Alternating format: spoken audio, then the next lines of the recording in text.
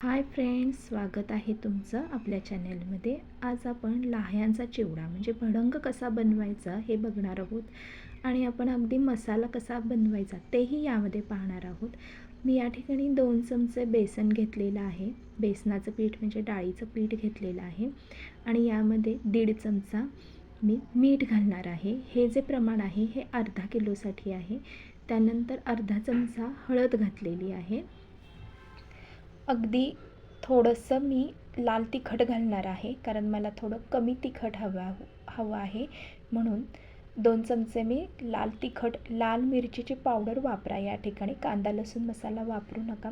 आणि हे सर्व साहित्य मिक्स करून घेतलेलं आहे. 1 वाटीभर शेंगदाणे घेतलेले आहेत. त्यानंतर पिठी साखर 5 चमचे आणि वाटीभर कढीपत्ता. हे जे प्रमाण आहे हे अर्धा किलोच्या लाह्यांसाठीचं आहे. त्यानंतर या ठिकाणी मी अर्धी वाटी तेल गरम केलेलं आहे. असं खोलगटच भांडं घ्यायचं, म्हणजे आपल्याला नंतर मिक्स करताना सोपं पडतं. आणि ह्या ज्या आहेत ह्या ज्वारीच्या लाह्या आहेत.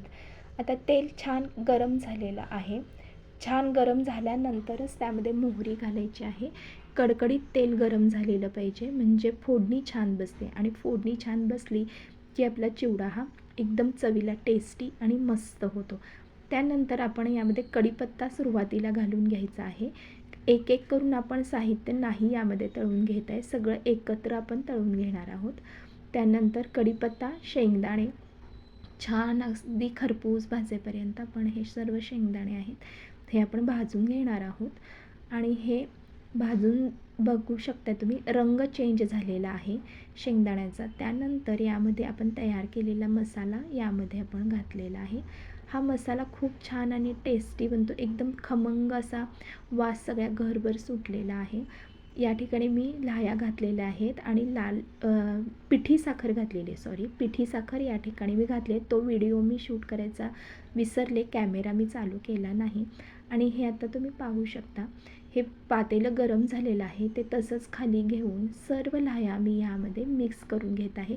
सर्व मसाला हा त्या लाह्यांना व्यवस्थित हा लागला गेला पाहिजे, तरच चव अशी छान येते, टेस्टी बनतो. आणि मेन म्हणजे सर्व लाह्या या कुरकुरीत बनतात. त्याच्यामुळं हा व्यवस्थित जेवढं पातेलं आपलं कोमट होत नाही तोपर्यंत आपण हे सर्व जो लाह्यांचा जो मिक्स झालेला आहे मिश्रण, हे सर्व मिश्रण आपण मिक्स करून घेणार आहोत. म्हणजे प्रत्येक लाही ही कुरकुरीतच बनते.